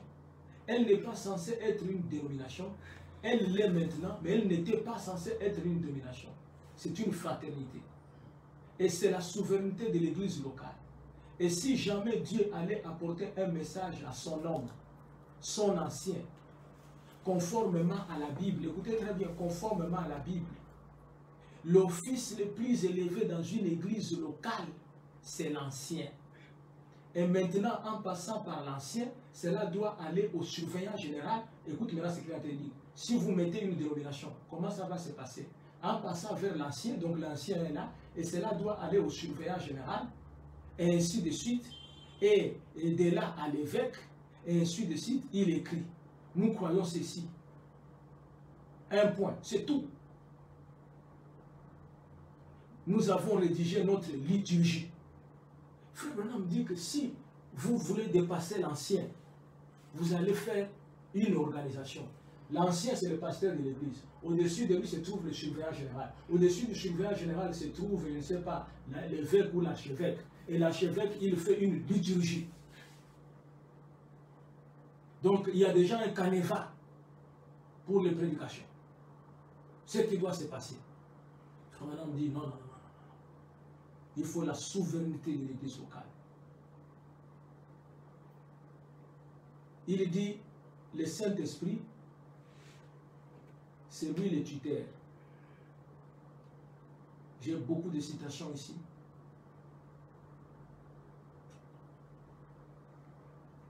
Dans le message d'ordination des diacres, prêché le 20 juillet 58. Et voilà, la première chose est le placement des diacres dans l'église. Et notre petite église ici est souveraine. Elle n'a ni dénomination, ni rien qui lui envoie ses diacres. Elle élit ses propres diacres. Elle élit son pasteur. Elle élit ses administrateurs et elle élit tous ceux qui entrent dans l'église et tous ceux qui en sortent. Écoutez, personne n'a le dernier mot sur quoi que ce soit. Cela revient à l'église. Et l'église, ce sont ceux qui viennent et qui supportent l'église par leur présence, par leurs dîmes et leurs offrandes. Ce sont toujours eux qui ont le droit de dire un mot dans tel placement. Où est cette souveraineté locale aujourd'hui? Même l'église de Bethlehem Tabernacle est souveraine. Aussi longtemps que je suis là, que le Seigneur me donne le souffle, je vous garderai dans la souveraineté de l'église et dans le message de Frère Branham. Et quand nous arriverons à la fin de notre course, bien mes frères, vous verrez que je vous ai dit la vérité. Nous devons aimer tout le monde. Nous ne devons pas briser la communion avec un frère. Mais qu'est-ce que vous voyez aujourd'hui, bien mes frères? C'est des disputes sur les réseaux sociaux. C'est des injures. Je ne pense pas que ce soit les messages. Je ne pense pas que c'est le Saint-Esprit. Écoutez ce que Paul disait à Timothée ici, dans 1 Timothée, chapitre 1, verset 3. Je te rappelle l'exhortation que je t'ai faite en mon départ pour la Macédoine, lorsque j'étais engagé à rester à Éphèse, afin de recommander à certaines personnes de ne pas enseigner d'autres doctrines. Il parle à Timothée que je t'ai laissé à Éphèse, pour que quand tu vois les gens venir enseigner d'autres doctrines et tout ça, que toi tu ne laisses pas ces gens-là les faire. Et de ne pas s'attacher à des fables et à des généalogies sans fin, qui produisent des discussions plutôt qu'elles n'avancent l'œuvre de Dieu dans la foi. Donc ces choses-là produisent quoi? Des discussions. Le but du commandement, c'est une charité venant d'un cœur pur, d'une bonne conscience et d'une foi sincère. Quelques-uns s'étant détournés de ces choses, se sont égarés dans des vains discours. Ils veulent être docteurs de la loi. Ils ne comprennent ni ce qu'ils disent, ni ce qu'ils affirment.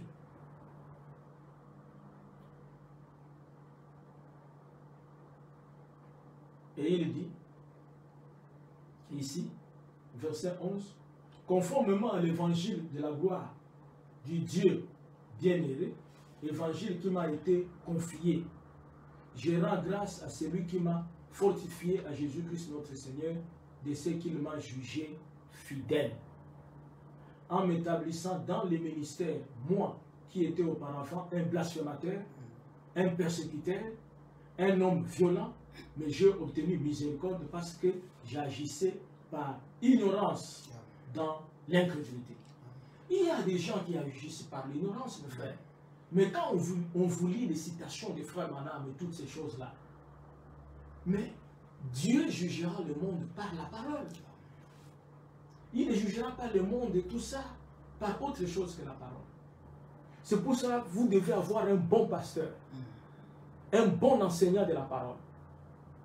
Frère Branham dit dans les messages, Apocalypse, livre des symboles, que votre pasteur, lorsqu'il se tient ici du haut de la chair, c'est un ange de Dieu. C'est Branham qui a dit ça. C'est un ange de Dieu. Laissons le message tel qu'il est, mes frères. Mais nous croyons à la souveraineté de l'Église. Toujours 1 Timothée chapitre 6, verset 3.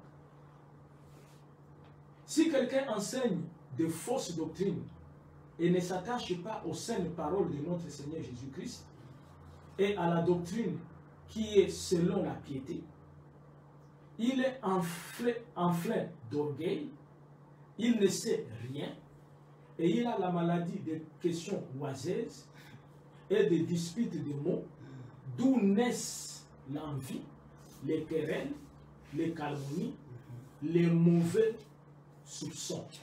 Écoutez le verset 5. Les vaines discussions d'hommes corrompus d'entendement, privés de la vérité et croyant que la piété est une source de gain. Les gens passent leur temps, c'est des discussions. Et je vois même des fois des injures. On insulte les hommes de Dieu. On fait toutes ces choses-là. Et vous pensez que cette manière de faire, vous êtes l'épouse et que Dieu est d'accord avec vous et que vous irez dans l'enlèvement parce que vous appartenez à un certain groupe, détrompez-vous. Ceux qui seront enlevés, c'est ceux qui auront le Saint-Esprit, ceux qui croient le message. Polycarpe, un grand homme, la puissance, même à sa mort et tout ça, l'esprit est sorti sous la forme d'une colombe. Le feu a refusé même de brûler le corps de Polycarpe. Un homme extraordinairement puissant. le Saint-Esprit dit, il n'est pas le messager de l'âge à cause de la pensée de l'organisation de l'Église. L'organisation de l'Église, c'est avoir une hiérarchie avec un quartier général où on donne les ordres, où on conduit l'Église, où on conduit les pasteurs, où on donne aux pasteurs et tout ça la manière de conduire les cultes et de faire des choses. Cette affaire-là est fausse. C'est pour cela que Polycarpe a été mis de côté. Et Dieu a pris Irénée, qui était disciple de Polycarpe. Et bien aimés frères, vous qui suivrez cette bande, je vous exhorte à croire à chaque parole que frère Branham a prononcée, pour que vous puissiez savoir que vous êtes dans la vérité. Parce que si vous prenez une partie de la parole et vous rejetez une autre partie de la parole, frère Branham dit, vous ne croyez pas la parole. Il dit, le diable ne croit pas à toute la parole. Frère Branham, es-tu le seul homme qui devrait prêcher? Est-ce vrai, frère Branham, que personne d'autre ne devrait prêcher en dehors de toi? Frère Branham dit, miséricorde. Tout homme qui est appelé de Dieu doit prêcher. C'est frère Branham qui a dit ça. Frère Branham, mes enfants, là où ils se trouvent, il n'y a pas une église pour qu'ils puissent y aller. Mais il y a un service de l'écoute des bandes. Est-ce que frère Branham, c'est suffisant, le service de l'écoute des bandes? Frère Branham dit, oui, mais s'il y a une église quelque part, envoyez ces enfants-là à l'église. William Branham.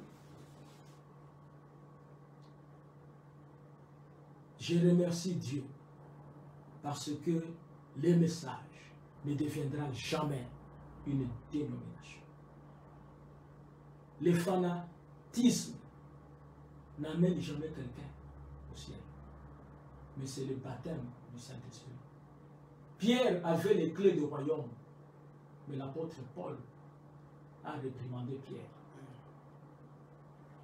Et si c'était du fanatisme, s'il y avait un groupe de Pierre, un groupe de Paul, le groupe de Pierre devait venir pour écrire sur les réseaux sociaux. D'ailleurs, Paul vient parler comme ça sur Pierre et tout ça. Qu'est-ce que lui, il a eu même les clés du royaume? N'est-ce pas, était-il un brigand? Il était un brigand avant. Il ne faut pas qu'il joue avec Pierre.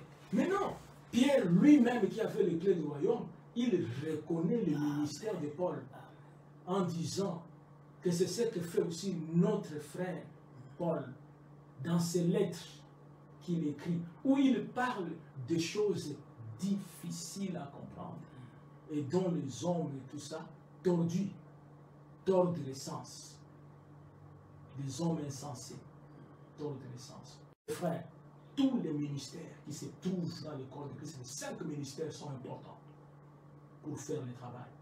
Car ce que nous voyons dans les messages aujourd'hui, les assemblées, les églises, partout, c'est le produit des quintuples ministères. Et il faut qu'ils continuent à faire le travail. Il ne faut pas qu'il y ait une distraction. Mes frères, je voudrais appeler les ministres de Dieu à la souveraineté. Moi, j'aime tous les frères. Je ne peux pas aller insulter un frère. Je ne peux pas aller parler du mal d'un frère. Je respecte tous les frères. Mais je reste dans la position de la parole. Même si nous sommes des amis, même si c'est mon père, même si tu m'as acheté une voiture, mais quand nous prêchons la parole, je reste sur la parole. Je m'arrête là-bas, mes frères. Ainsi, allez-y comprendre qu'un grand homme comme Polycarpe a été mis de côté. Et on a donné la place de Polycarpe à Irénée parce que Irénée a voulu garder la parole authentique. Et il a milité contre l'organisation. Et je suis là pour militer aussi contre l'organisation. Et chaque pasteur est là pour militer contre l'organisation. Chaque ministre, Ephésiens 4:11, doit militer contre l'organisation. Parce que si vous voulez être une étoile et que Dieu puisse vous reconnaître à la fin des temps, comme étant l'étoile. Parce qu'il dit que ceux qui prêcheront la justice et l'évangile et tout ça, ils seront comme les étoiles. Mais si tu veux que tu sois comme cette étoile, il faut militer contre l'organisation. Un seul a reçu le pouvoir d'infaillibilité. C'est dans l'exposé, vous connaissez ça. C'est William Marion Branham, qui est le messager du temps de la fin, confirmé par la colonne de feu. Et nous croyons que tout ce qu'il a dit est la vérité. Nous remercions Dieu pour ce moment que Dieu nous a donné.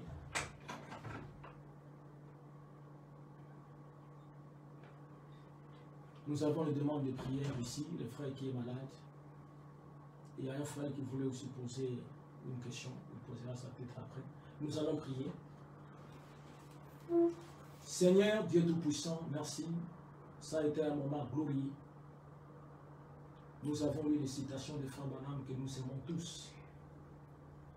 Et nous savons, Seigneur, qu'au-delà du rideau du temps, lorsque les frères qui étaient dans cette dimension ont vu Frère Branham venir, ils ont dit, notre précieux frère, si tu n'étais pas venu, nous ne serions pas ici.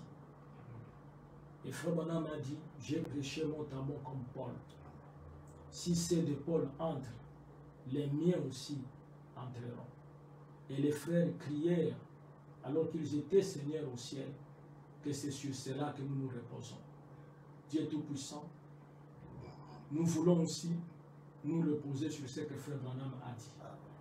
Parce que si nous nous reposons à ce qu'il a dit, ces jours-là, Seigneur, nous serons parmi ces gens-là. Je prie pour le frère François qui est malade, qui a la tension, que cette tension disparaisse dans le nom de Jésus-Christ. Je prie pour tous les autres malades aussi, Seigneur, que tu les guérisses. Je prie pour l'épouse dans le monde entier, Seigneur. Je prie pour les autorités de ce monde, pour les médecins, Seigneur, qu'ils trouvent un médicament, un traitement, Seigneur, pour aider l'humanité. Car la vie est devenue difficile, Seigneur, avec cette maladie. Il n'y a que toi qui peux le faire, Seigneur. Je prie pour le Gabon, Seigneur. Aide-nous, Éternel des armées. Dieu Tout-Puissant, il est plus tard que nous le pensons. Il nous est dit que quand le 7e sceau était ouvert, il y avait un silence d'environ une demi-heure dans les ciels. Et voilà, Seigneur, qu'aujourd'hui le ciel est tranquille aussi, depuis que cette maladie est arrivée. Car il y a beaucoup de bruit dans les ciels quand les avions, Seigneur, volent. Mais tous les avions sont au sol. Et nous voulons faire le bruit ici, Seigneur, pour l'épouse. Aide l'épouse, Seigneur. Aide-moi aussi, Éternel des armées. Déverse l'amour dans le milieu du message. Donne le Saint-Esprit aux enfants de Dieu. La Bible déclare, Seigneur, que même Lucifer, lorsqu'il s'est disputé, Seigneur, avec Michael, le corps de Moïse, il n'y avait pas eu de propos injuriés. Que les frères sachent, Éternel des armées, qu'il faut du respect à quiconque qui parle de la part du Seigneur. Merci, Père. Béni soit ton nom, au nom de Jésus-Christ. Amen. Amen.